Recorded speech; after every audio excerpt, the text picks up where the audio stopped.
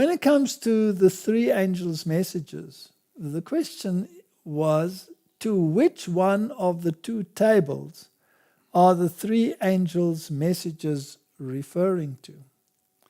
Now, Martin, this is interesting. And I think it's a very, very important question.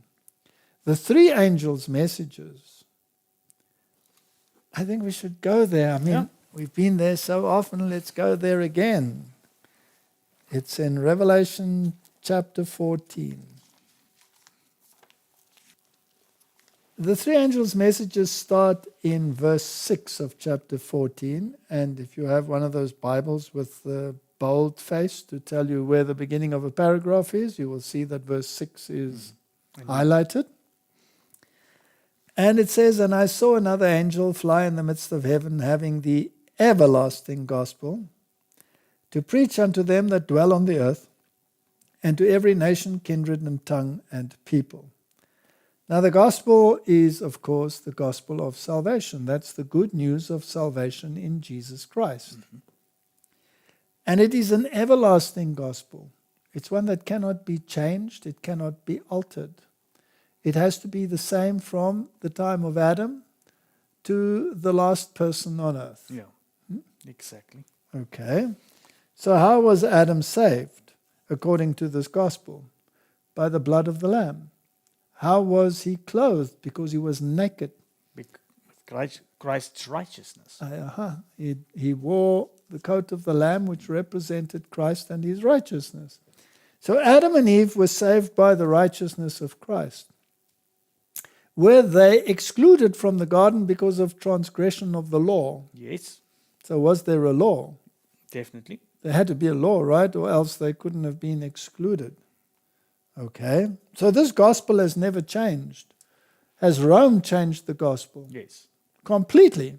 Even removed the atonement, right? And changed the day of worship. Changed the entire law of God. Abbreviated where they thought it essential to abbreviate it so that they could retain the power rather than God, right?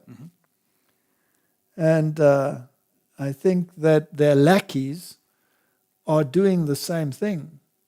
The 10th commandment, for example, says that you may not covet your neighbor's goods, which implies that the neighbor has goods. Yes. But the Economic Forum, the World Economic Forum, says you will own nothing and be happy. Exactly. So it's a direct opposing the 10th commandment. It's opposing the 10th commandment.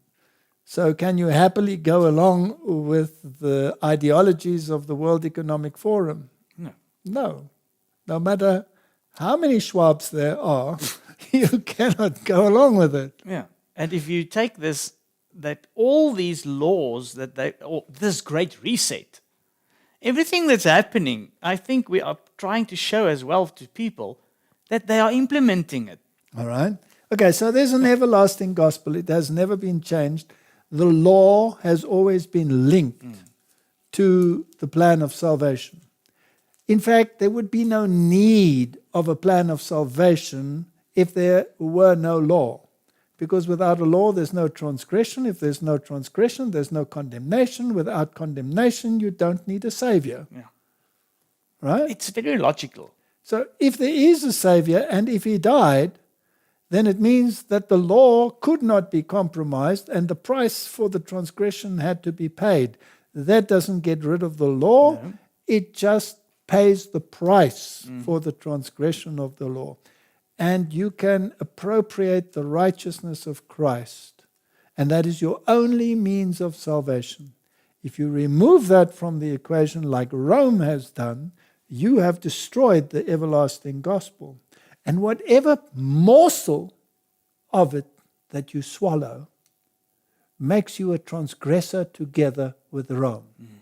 So if you take part in a universal Eucharistic celebration, you are eating idolatry.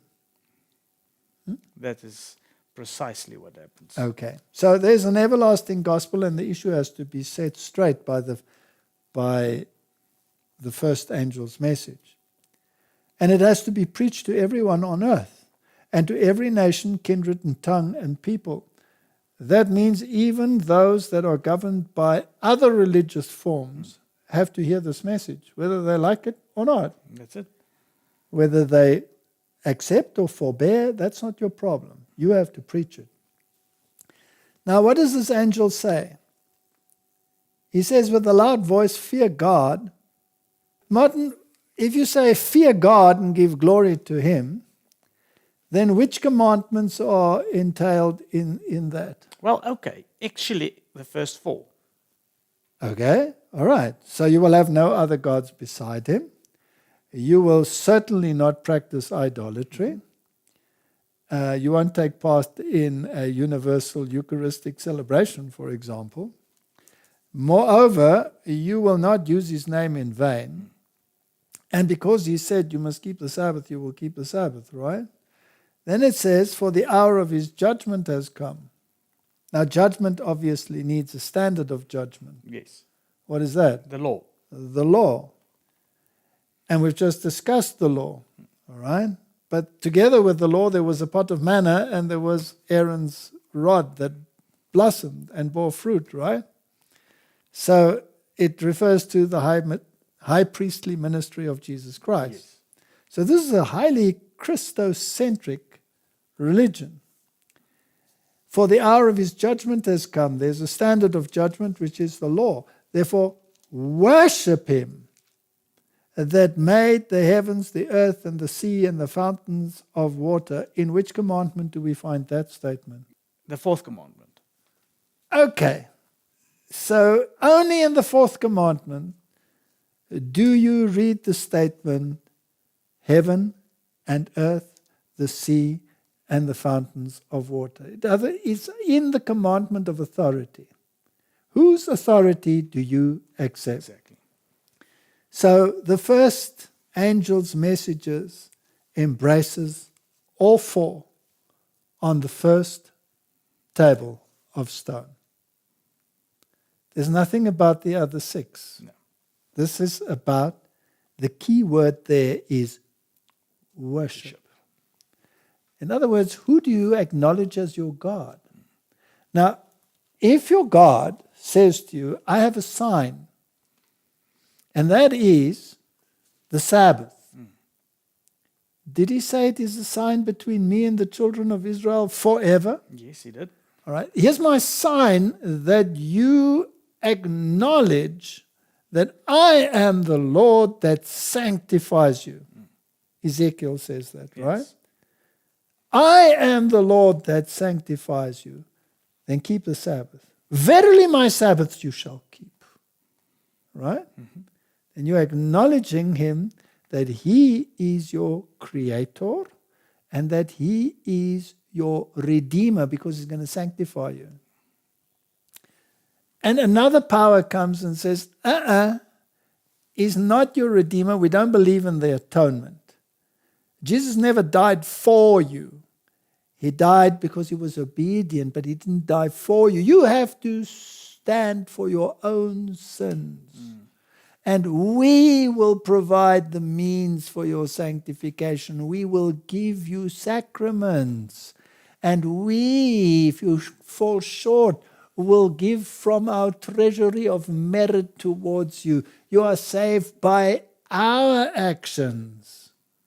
And I want you to acknowledge it by accepting my mark, my sign of authority, Sunday. Well, now you have 2 authorities to listen to. Which one are you going to accept? The one that you choose to accept is going to determine that statement that we read about what's going to happen to you when you meet God. Okay. So if I acknowledge God's ownership of me through creation and redemption, and He says to me, the sign that you have done this is the Sabbath. And the Pope says, no, you're not saved this way, you're saved this way. I have another gospel for you, and the sign that you acknowledge my authority, because Rome says that the keeping of Sunday by the Protestant is an acknowledgement of the authority of Rome in spite of their teacher, the Bible. Which they actually are correct in in Yes. stating that. Yes, they are correct in that, but it is arrogance of the highest Exactly. order. Therefore, my decision is I will not obey the authority because it has to do with worship. So the issue of the first angel's message is worship. And it's only in the first 4 commandments, and specifically the 4th. Let's continue. Again, it is bold-face. It is another paragraph. It stands by itself, the second angel's message, because verse 9 is again bold-face. In other words, it's again a standalone paragraph, and it's a little bit longer. But verse 8, second angel's message, and they followed another angel saying, Babylon is fallen, the great city, because she made all the nations drink of the wine of the wrath of her fornication. The sad point is that in this issue of worship, the churches would rather follow the dictates of Rome, because on her forehead is written Babylon, the mother of harlots. Now she's the mother, but she has children, and they are also harlots. In other words, they have transgressed and gone the way of apostasy. They have followed the mother rather than their teacher, which happens to be the Bible, right? So the second angel's message has to do with worship, because Babylon, the mother of harlots, has made them drink of the false wine, the false gospel of salvation, and has induced a mindset in them that they would rather follow her than their preferred teacher, the Bible. Right? Yeah. Okay.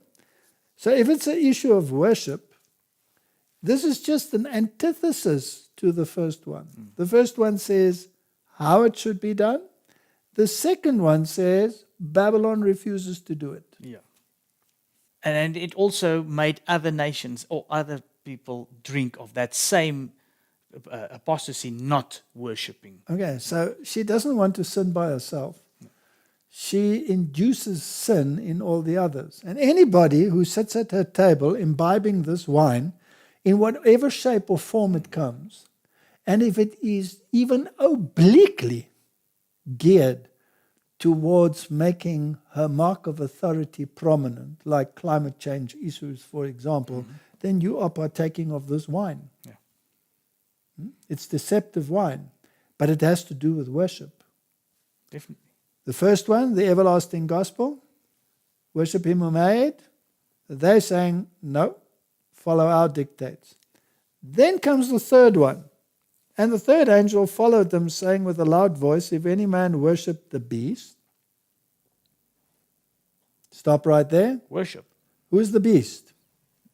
Catholicism. Yeah. The Reformers made it quite clear, because all the attributes of the beast are listed in Revelation chapter 13, and they are identical to the attributes of Daniel chapter 7's little horn.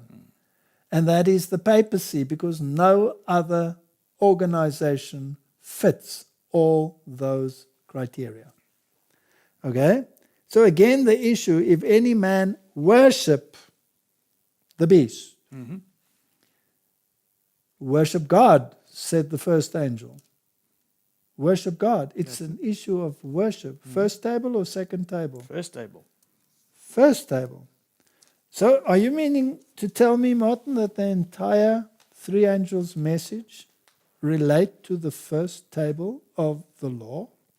Exactly. That's 100% what it entails. Okay.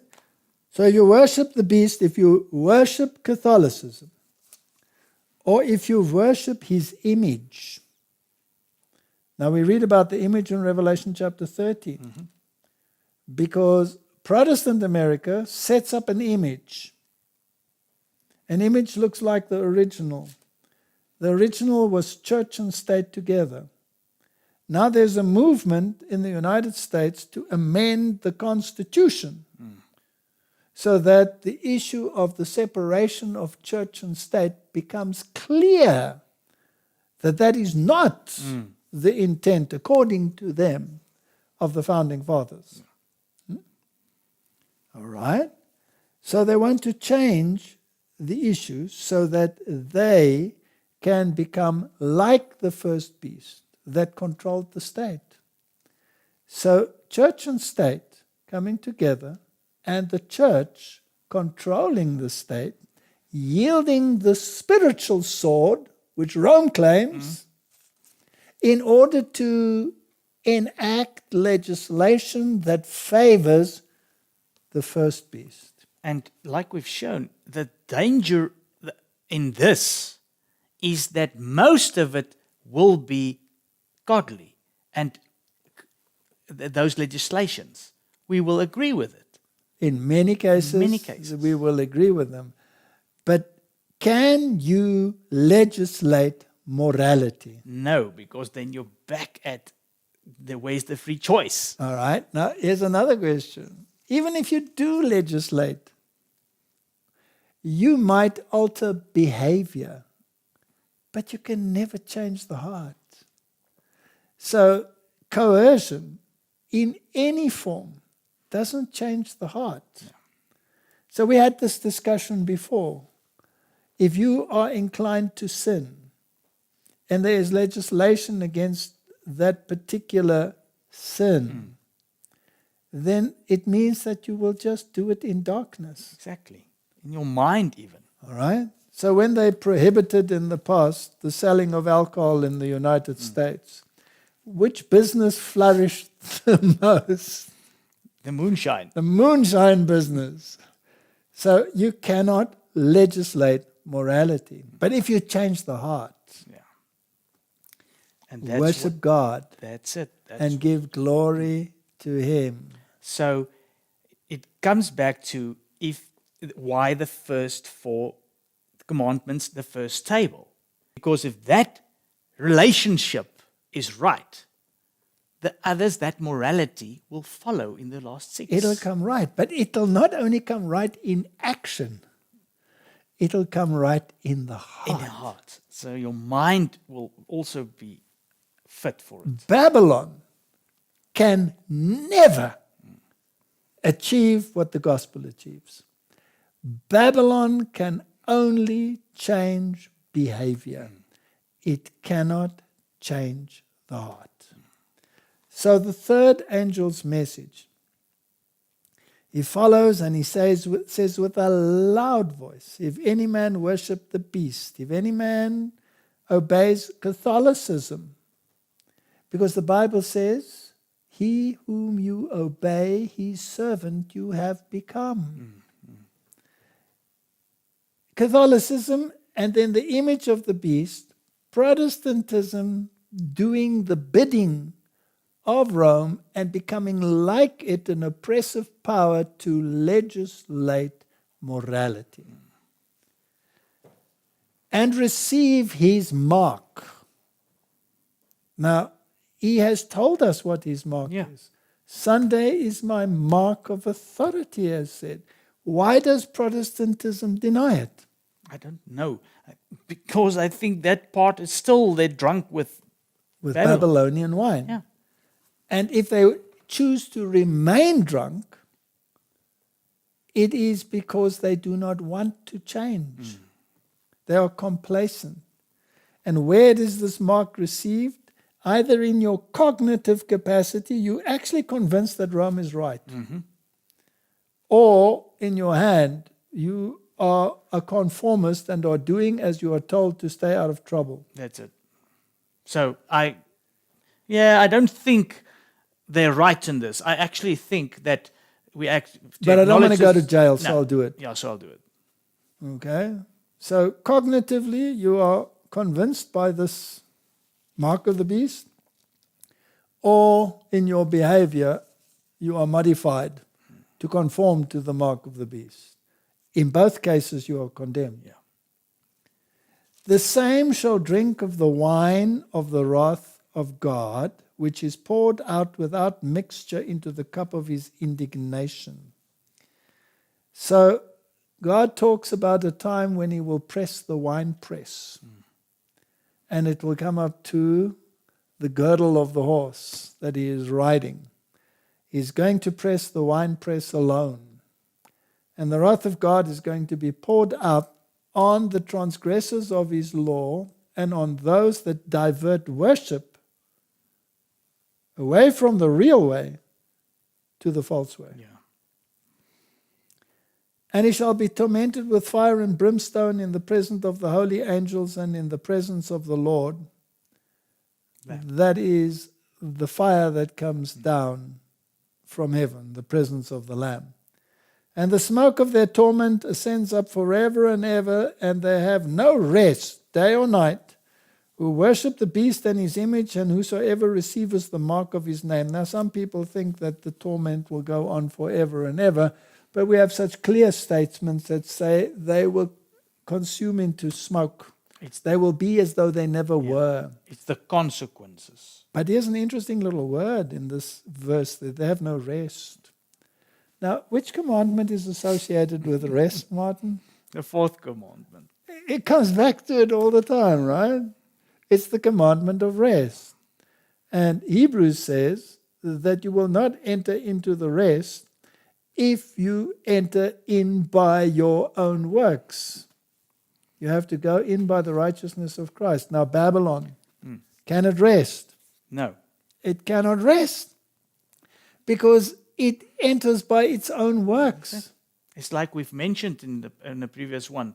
They've taken out the commandments and they've even changed one for themselves. Yes. But that relationship, that covering mercy seat is gone. So how many indications do we have in these few verses of the relevance of the Sabbath? Every one. It's there, right? You cannot. It's the issue. Why is it so important? Because it's showing the authority of God. It shines brighter than the others. That's right. And if you acknowledge his authority, then you are also inclined to worship him according to his dictates, because otherwise you wouldn't acknowledge his authority.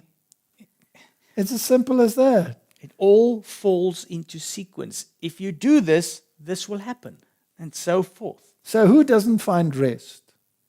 Day nor night. Those who worship the beast, in other words, obey the dictates of Catholicism, his image, fallen Protestantism united with the secular world to enforce the doctrines of whom? The first beast. Martin, do we see that in the United States of America? You know what? The problem is you can actually see it on both sides of the political spectrum. Okay. Now the politicians that are trying to enforce this change in the Constitution, that even stood for president in the past, the ones that said that they want to throw up when they listen to Kennedy's speech. So many years ago, 2012, I had a lecture where I showed Rick Santorum, who said that he wanted to throw up when he listened to Kennedy's speech on the separation of church and state. And it just showed how zealous they were to bring about the union of church and state. And if I remember correctly in that lecture, I stated that he was a member of Opus Dei. Okay.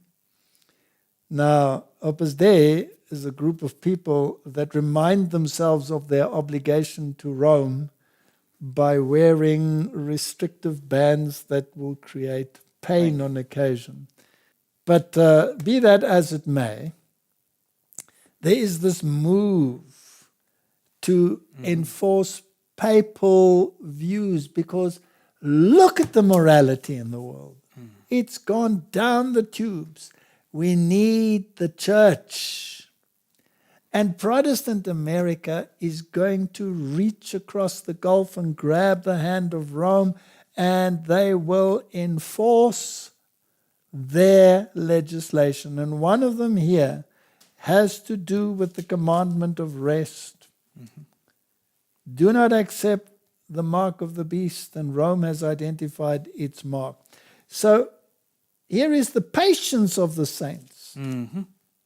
Here are they that keep the commandments of God and the faith of Jesus. It is quite clear that the entire three angels' message deal with worship. Exactly. Now, the second table, is there any worship in it? Can you worship your father and your mother? No, not at all. You can honor them, Yes. but you cannot worship them. You will worship the Lord your God alone. Worship is part of the first table. So why will humanity eventually be largely rejected? Because they did not keep or love or worship the Lord according to the first table. In other words, they didn't keep the first great commandment. Yeah. You shall love the Lord your God with all your heart and with all your soul and with all your mind, and your neighbor as yourself. So the first great commandment, as we discussed it last time, is the issue of Revelation chapter 14. It is the final call to worship. Because if you're going to spend eternity with God in heaven, you better make sure you have the right God. That's 100% the thing. And which one is that? It's the one that created you. It's also the one that redeemed you. Right? I'm your redeemer. That's why there's a pot of manna. That's why there's a staff of Aaron that budded in that Ark of the Covenant. That is why there are two tables. The one shines brighter than the other, and the fourth commandment, which is the commandment of authority, shines more than any of them. And if you violate it, you are violating the very precepts of which God you are honoring and worshipping. And you cannot go to heaven to spend eternity with someone that you have directly through your action rejected here on earth. Simple as that. Therefore, you will be eternally lost if you do not do that. So, to which one of the two tables are the three angels' messages referring to? The first table. The first table.